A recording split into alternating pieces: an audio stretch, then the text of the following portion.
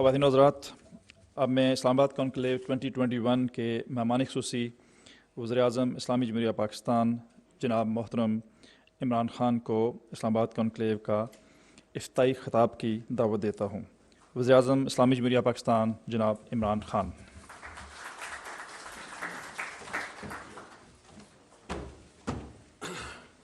بسم اللہ الرحمن الرحیم۔ ایاک نعبد و ایاک نستعین۔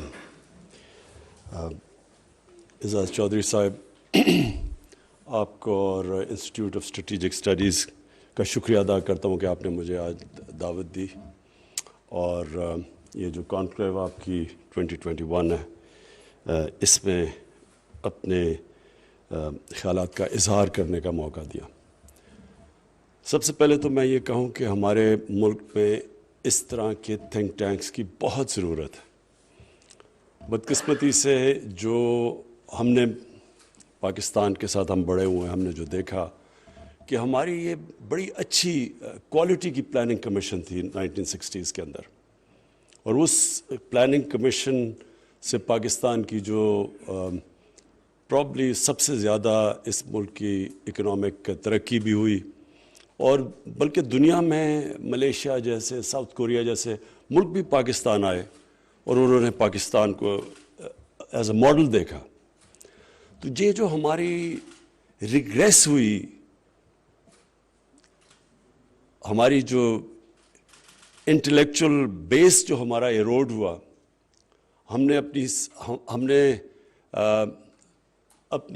سبلیٹ کر دی اپنی انٹلیکچولزم اور اپنی تھاٹ پروسیس، اور ہم بالکل ایک ان اوریجنل قسم کے ملک بننا شروع ہو گئے۔ جب ہم جو باہر سے آئیڈیاز آتے تھے ان کو اڈاپٹ کر لیتے تھے، ہماری اپنی اوریجنل تھنکنگ ختم ہو گئی، کیونکہ جب آپ کے تھنک ٹینکس ہی نہ ہوں تو آپ تو باہر سے آپ تو کبھی کسی آئیڈیا لیں گے باہر سے، جو بھی نئی ٹرینڈ چلے تو اس کے آپ غلام بن جاتے ہیں۔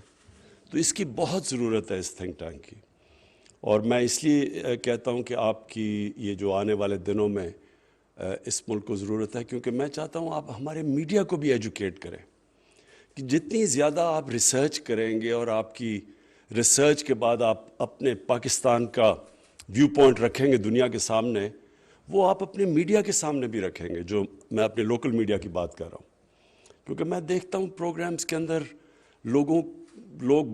وہ ایک فریز ہے کہ ignorance makes the best argument. پتہ ہوتے نہیں ہیں لوگوں کو، چیزوں کے اوپر بولتے جا رہے ہیں، اور وہ لوگوں کو بھی مسلیڈ کر رہے ہیں، اور پھر اس سے ملک کے اندر کوہیژن بھی نہیں آتی، کوئی نیشنل انٹرسٹ کا بھی سمجھ نہیں آتی کہ نیشنل انٹرسٹ ہے کیا۔ تو لہٰذا اس کی بہت ضرورت ہے، اور میں امید کرتا ہوں کہ آپ جس طرح آپ باہر سے بھی اسکالرس کو انوالو کر رہے ہیں، اور یہ آپ اس طرح کی ڈبیٹس کر رہے ہیں، اور جو آپ پیپر پروڈیوس کریں گے، میں امید کرتا ہوں کہ یہ انشاءاللہ آپ کا یہ گرو کرے گا، اور آپ بجائے یہ کہ ہمیں دنیا ڈیفائن کرے، ہم اپنے آپ کو ڈیفائن کریں۔ مجھے بڑی تکلیف ہوتی ہے جب سے 9/11 کے بعد خاص طور پہ باہر امریکن تھنک ٹینکس بیٹھے ہوئے پاکستان کے اوپر پروناؤنس کر رہے ہیں، نہ ان کو سمجھ ہے، نہ ان کو کوئی لوگوں کی کوئی تاریخ کا پتہ ہے، نہ ان کو لوگوں کو کلچر کا یہاں پتہ ہے۔ وہاں بیٹھ کے وہ ڈیفائن کر رہے ہیں، یہ ایکسٹریمسٹ ہے، یہ فنڈامنٹلسٹ ہے، یہ وہ ہے، وہ اسلامک بام ہے، یہ اس طرح کی چیزیں، یہ سب باہر سے پروپیگنڈا ہمارے اگینسٹ آتا تھا، اور میں ہمیشہ فیل کرتا تھا کہ یہاں کبھی بھی ایک کنسیڈرڈ رسپانس نہیں ہماری طرف سے آتا تھا۔ مختلف قسم کے رسپانسز آتے تھے۔ ایک وہ لوگ بیٹھے ہوئے ہیں جو سمجھتے ہیں کہ جو ویسٹ آف سویز سے جو بھی چیز آتی ہے وہ ٹھیک ہی ہے، ویسٹرنائزیشن کو ماڈرنائزیشن سمجھتے ہیں، ان کی اوریجنل تھنکنگ نہیں ہے۔ دوسری طرف ہمارے ریئیکشنریز ہیں جو ریئیکٹ کرتے ہیں کہ کوئی بھی چیز ویسٹرن ہو اس کو ریجیکٹ کر دیتے ہیں۔ تو کیوں؟ اور وہ اس لیے کہ ہمارا اپنا اوریجنل تھاٹ ایوالو ہی نہیں کیا، ڈیولپ ہی نہیں کیا، اور ہمارے ڈفرینٹ سٹینڈز آتے رہے ہیں۔ یہ جو میں نے رحمۃ اللہ عالمین اتھارٹی بنائی ہے، اس کا مقصد ہی یہ ہے کہ کسی کو کوئی وہ اسلام کو وہاں بیٹھ کے کہتے ہیں کہ پاکستان سب سے زیادہ خطرناک دنیا میں ملک ہے، یہاں ایکسٹریمسٹ کو کانسنٹریٹ کر لیتے ہیں ایکسٹریم فیکشن سوسائٹی میں، اور سارے ملک کو ڈیفائن کر دیتے ہیں اس سے۔ میں جب پہلی دفعہ انگلینڈ گیا تو وہاں ایک ہوتے تھے سکن ہیڈز، وہ جس ایشین کو پکڑتے تھے اس کو مارتے تھے، ان کو ابیوز کرتے تھے، سب کو پیکیز کہتے تھے۔ تو اگر میں انگلینڈ کو ڈیفائن کر دیتا وہ اسکن ہیڈ سے تو وہ تو اور ہی کوئی ملک نکلا تھا. حالانکہ اس ملک میں بہت ٹالرنس ہے, ان کے اندر بڑے انلائٹنڈ سوچ ہے, بڑے ٹالرنٹ لوگ ہیں, لیکن ان کے ایکسٹریم سے اگر میں ملک کو ڈیفائن کروں تو وہ تو اور ہی شکل نکلائے گی. ہماری بدقسمتی ہے کہ ہمارے ایکسٹریمز کو سامنے رکھ کے سارے ملک کو ڈیفائن کر دیتے ہیں, کیونکہ ہم اپنے آپ کو ڈیفائن نہیں کرتے. تو اس لیے رحمت اللہ عالمین اتھارٹی بھی بنائی ہے اسکالرز کی, پاکستان کے اسکالرز, باہر انٹرنیشنل بڑا زبردست کام ہو رہا ہے اسلام کے اوپر. تو ہم ایک ویل تھاٹ آؤٹ اپنا ویو دیں کہ ہمارا ہے کیا, یہ اسلام کے نام پہ ملک بنا تھا تو کیا ہے ہمارا اسلام. تو اس لیے تھنک ٹینکس کی ضرورت ہے, اور اس لیے آپ کی اس ملک کو بہت ضرورت ہے. یہ جو آپ نے پیس کی بات کی کہ پیس اور پراسپیرٹی یہ ساتھ ساتھ جاتے ہیں, لیکن میں ایک ہسٹری کا اسٹوڈنٹ ہوں. میری ایک کنسیڈرڈ ویو ہے کہ جب بھی جنگوں سے مسئلے حل کیے گئے ہیں ہمیشہ مس کیلکولیشن ہوتی ہے, اور اس کے ساتھ اس میں ہمیشہ جو فیصلے کرتے ہیں جنگ سے مسئلہ حل کرنے کے لیے ان کے اندر دو کوالٹی ضرور ہوتی ہیں.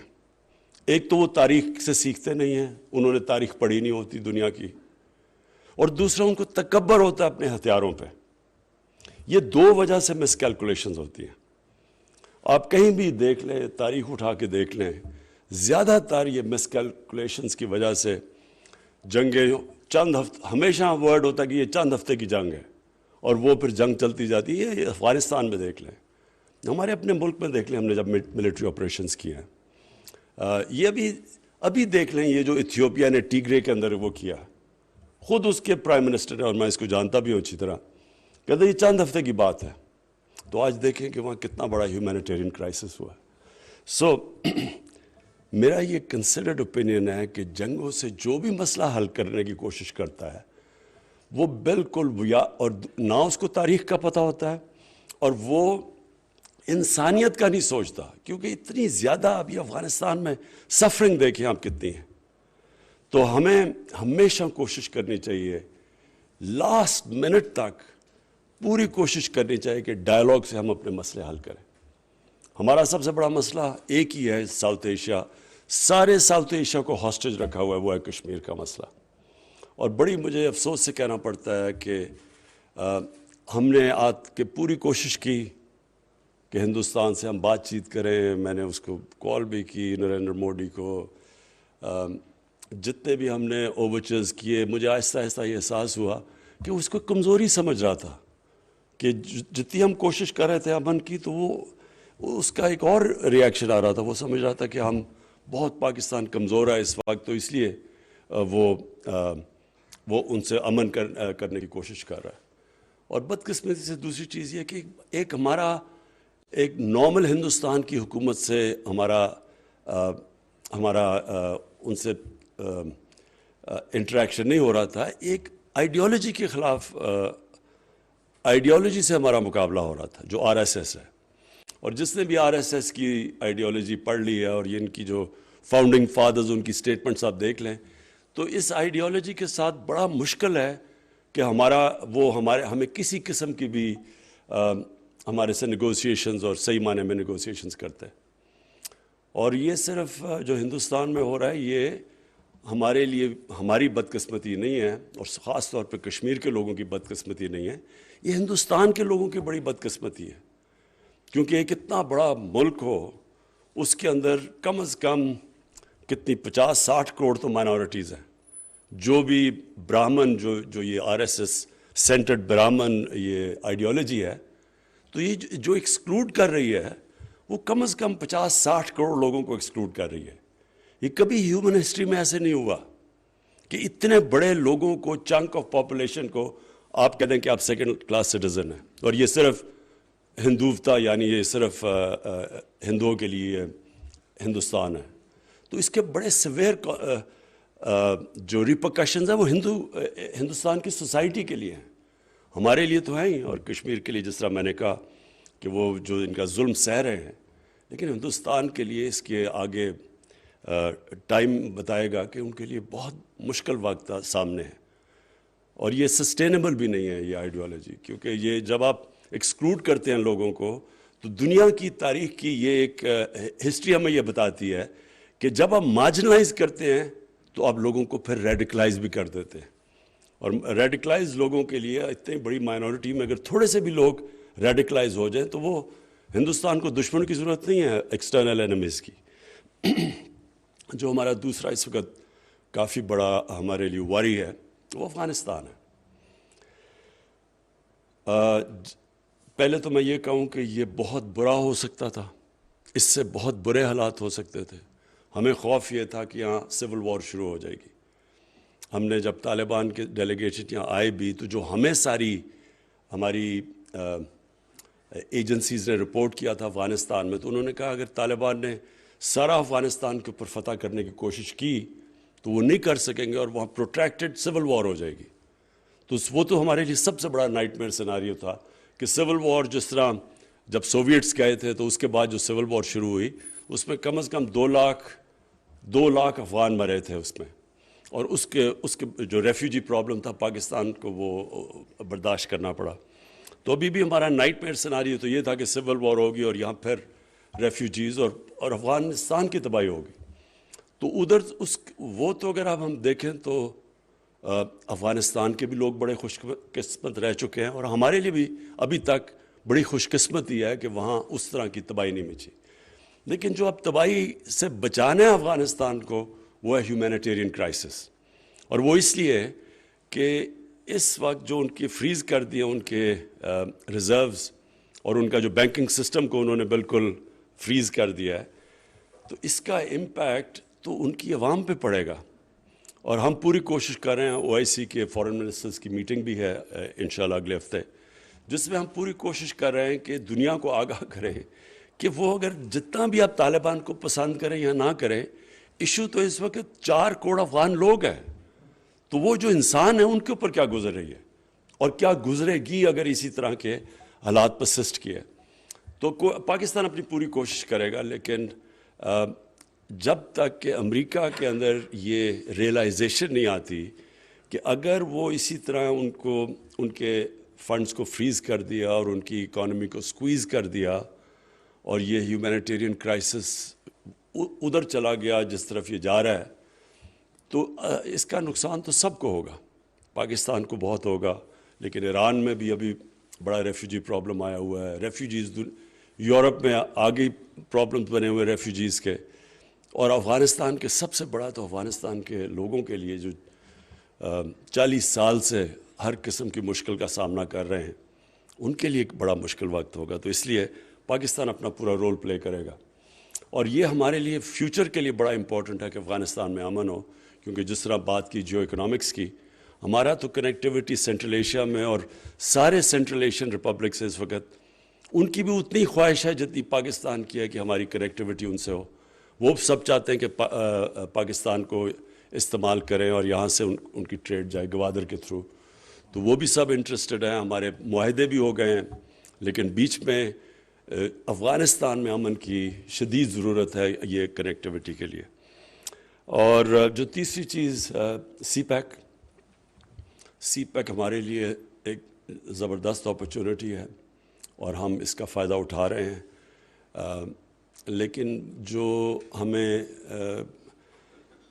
ایک دیکھنا ہے آگے کہ یہ جو جس طرح شاہ جی نے ریفر کیا، یہ جو کولڈ وار کی طرف سچویشن جا رہا ہے اور بلاکس بن رہے ہیں،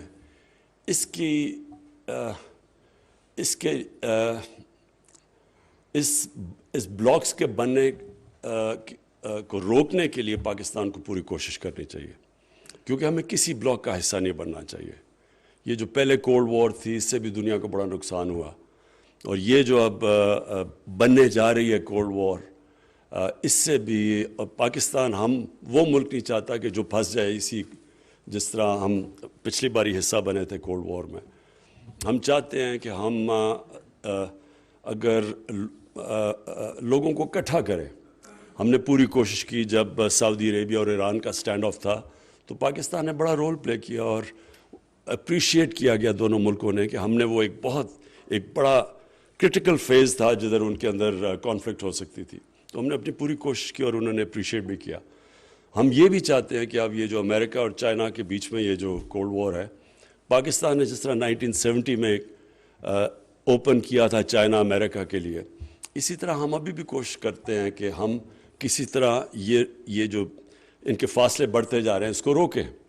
اگر ٹریڈ کے اندر کمپٹیشن ہے وہ تو ہمیشہ رہی ہے دنیا کی تاریخ میں، لیکن یہ اس سے آگے اس طرف نہ چلے جائے جس طرح کی سوویت یونین اور امریکہ اور ویسٹرن کنٹریز کے بیچ میں تھی۔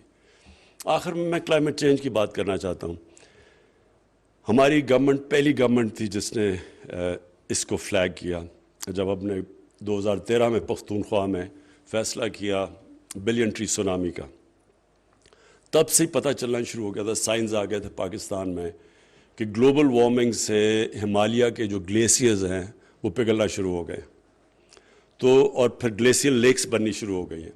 اور دیہات میں جو لوگ رہتے تھے اور میری طرح کا جو کہ زیادہ ٹریکنگ اور شوق تھا دیہات میں جانے کا اور پہاڑوں پہ جانے کا، تو ہمیں تو سائنس 20 سال پہلے شروع ہو گئے تھے آنے کہ موسم گرم ہونا شروع ہو گیا، لیکن تب کوئی اتنا سیریس نہیں لیتا تھا اس کو۔ پاکستان میں تو کبھی کسی نے سوچا بھی نہیں تھا کہ یہ کتنی بڑی تھریٹ آگے آ رہی ہے، اور پاکستان ان 10 ملکوں میں سے ہے جو سب سے زیادہ ونربل ہے کلائمیٹ چینج۔ اور ایکچولی ہندوستان بھی بہت ونربل ہے، کیونکہ جو وہاں بھی جو انڈو گینجیٹک پلین ہے اس کے اندر تو زیادہ پانی تو گلیشیئر سے آتا ہے، تو وہاں بھی بڑی ونربلٹی، اور ہمالیہ کے جو گلیشیئرز ہیں وہ زیادہ تیزی سے پگھل رہے ہیں بنسبت جو کاراکورم کے گلیشیئرز ہیں۔ تو ہمارے تو جو آدھے سے زیادہ پانی آتا ہے وہ کاراکورم اور سلیمان رینج سے آتا ہے، تو ہندوستان میں تو ان کا سارا ہی ہمالیہ سے پانی آتا ہے گلیشیئرز کے اندر، تو ہمارے دونوں کے فیوچر کنیکٹڈ ہے۔ ہم دونوں کو مل کے یہ کلائمیٹ چینج کے اوپر پورا زور لگانا چاہیے، لیکن ابھی تک وہ جو سیریسنس ہے ورلڈ لیڈرز کے اندر وہ میں نہیں دیکھ رہا، اور وہ اس لیے نہیں دیکھ رہا کیونکہ ان کے جو کمرشل انٹرسٹ ہیں وہ کلیش کر رہے ہیں، جو کہ سٹیپس چاہیے کلائمیٹ چینج کو روکنے کے لیے۔ یہ بڑا ایک مسئلہ بنا ہوا ہے کہ وہ ان کے لیے، اور میں سمجھتا ہوں کہ ہمارے لیے بھی یہ سارا ڈے ٹو ڈے پرابلمز آتے ہیں کہ آپ نے ایک طرف اپنے لوگوں کو روزگار بھی دینا ہے، آپ نے اپنی اکانومی کا بھی دھیان رکھنا ہے، تو آپ اگر وہ سٹیپس لیں گے ہندوستان میں تو ان کے پتہ نہیں کتنی بجلی کوئلے سے بنتی ہے، پاکستان میں تو منسکیول ہے، ہم تو سب سے کم کنٹریبیوٹ کر رہے ہیں ایمیشنز کے لیے، لیکن ہندوستان میں تو بہت زیادہ ان کی بجلی کوئلے سے بنتی ہے۔ تو وہ سارا وقت پھر یہ بیلنس کرنا پڑ رہا ہے کہ اگر ہم یہ سٹیپس لیتے ہیں تو یہاں بے روزگاری ہو جائے گی، لوگ ہیں ڈیموکریٹک گورنمنٹس ہے، ہماری گورنمنٹ خطرے میں آ جائے گی، یہ ساری جگہ پر یہ پرابلم بنا ہوا ہے۔ لیکن اگر آپ سٹیپس نہیں لیتے تو دنیا کو آپ مشکل میں ڈالنے لگے آگے، اور بڑے سیویئر کانسیکوینسز ابھی سے ہی نظر آ گئے ہیں کلائمیٹ چینج کے، جو کہ ویدر پیٹرنز چینج ہو گئے ہیں ساری دنیا میں۔ تو اس میں ہم کم از کم پاکستان اپنی پوری کوشش کر رہا ہے، اور ہم نے جو سٹیپس لیے ہیں وہ ساری دنیا کے اندر اپریشیٹ ہوئے ہیں، لیکن یہ جو ریجن ہے یہ کنیکٹڈ ہے۔ جس طرح بھی اعزاز صاحب آپ نے بات کی، ریجنز ڈیولپ ہوتے ہیں، صرف ملک نہیں ڈیولپ ہوتا۔ تو ہماری یہ ریجنز کے اندر 2 پرابلم ہیں، ایک تو ہم بالکل پولیٹیکل ڈفرینسز کی وجہ سے ٹریڈ بڑی کم ہے، کانفلکٹ کی وجہ سے ٹریڈ کم ہے، دوسرا جو آگے کلائمیٹ چینج ہے اس میں بھی ہم کنیکٹڈ ہیں۔ تو اس لیے ہم دعا کرتے ہیں کہ ایک دن ہندوستان میں ایسی حکومت آئے جس سے ہم لاجک سے اور سینٹی سے بات چیت کر سکیں اور اپنے مسئلے حل کر سکیں۔ اور ہمارا مسئلہ صرف کشمیر کا ہے، اور کشمیر کا مسئلہ بھی بندوقوں سے اور بم سے نہیں حل ہونے لگا، یہ صرف ڈائلاگ سے حل ہوگا، اور اس کا حل ہے ہی پولیٹیکل ڈائلاگ۔ اور جو بھی کوشش کر رہا ہے ہندوستان کے بندوق کے زور سے اور جو وہ اسٹرانگ آرم ٹیکٹکس کر رہے ہیں اور ظلم کر کے کشمیریوں کو دبا رہے ہیں، یہ کبھی بھی کامیاب نہیں ہوگا۔ آپ ایک پاپولیشن کے اگینسٹ کبھی جیت نہیں سکتے۔ اگر پاپولیشن کے اگینسٹ جیت سکتے تو امریکہ آج افغانستان میں جیت چکا ہوتا، اس سے طاقتور فوج تو کبھی آئی نہیں ہے دنیا کی تاریخ میں۔ اس لیے ہم امید رکھتے ہیں کہ ہندوستان میں ایک ایسی گورنمنٹ آئے گی جس کے ساتھ ہم بیٹھ کے ڈائلاگ ٹیبل پہ اپنا کشمیر کا مسئلہ حل کریں، اور اس کے بعد پھر جوائنٹلی کئی چیزیں ہم فائٹ کر سکتے ہیں۔ یہ جو پولوشن ہے لاہور میں، یہ جتنا مرضی آپ لاہور میں کچھ کر لیں، لیکن وہ جو آپ سیٹلائٹ سے دیکھ لیں کہ کہ وہ تو دلی سے لے کے سارے پنجاب سے پورا ایک پولوشن کا کور آ گیا ہے. تو جب تک دونوں ملک نہیں مل کے بیٹھیں گے، وہ لاہور کی ہم جتنی بھی چیزیں کریں گے ہم صرف آدھا ہی مسئلہ حل کریں گے. آدھا مسئلہ تو جب تک جوائنٹ دونوں ملک مل کے نہیں کریں گے یہ مسئلہ نہیں حل ہو سکتا. میں آخر میں پھر اعزاز صاحب آپ کو اور اسٹریٹجک اسٹڈیز کی جو آپ کا تھنک ٹینک ہے، میں امید رکھتا ہوں کہ یہ اب گرو کرے گا، ڈیولپ کرے گا. ابھی تو آپ نے شروع کیا ہے، اور میں یہ سمجھتا ہوں کہ اس طرح کے ہمیں اور تھنک ٹینکس کی بہت ضرورت ہے. ہمیں ریسرچ کی ضرورت ہے. سب سے امپورٹنٹ چیز ہمیں اپنی یونیورسٹیز کے اندر ریسرچ کروانے کی ضرورت ہے. یونیورسٹیز تو ہوتی ہیں جن میں ریسرچ ہوتی ہے، تو یہاں ہماری یونیورسٹیز میں انفارچونیٹلی یونیورسٹیز بن جاتی ہے، کوئی ریسرچ کے اوپر زور نہیں ہوتا. لیکن یہ جب آپ شروع کرتے ہیں تو یہ بھی ہمارے ملک میں بڑی کوالٹی ہے کہ ہم جب دیکھتے ہیں کہ کوئی اچھا کام ہو رہا ہے تو اس کو پھر فالو کرنے کے لیے پھر ساری لوگ ہمارے میں بڑا انیشیٹو ہے، اور یہ لوگوں کے اندر بڑی جینیس ہے فالو کرنے کے لیے. میں آخر میں یہ بھی کہوں گا کہ ہمارا بہت بڑا ایسٹ اوورسیز پاکستانیز بیٹھے ہوئے ہیں، ادھر بڑا زبردست کام ہو رہا ہے. ہمارے بڑے ٹاپ تھنکرز باہر بیٹھے ہوئے ہیں، اور یہ جو ہم نے رحمت اللہ عالمین اتھارٹی بنائی ہے، اس پہ مجھے خود حیرت ہوتی ہے دیکھ کے جس طرح کے ہمارے اسلام کے اسکالرز باہر بیٹھے ہوئے ہیں.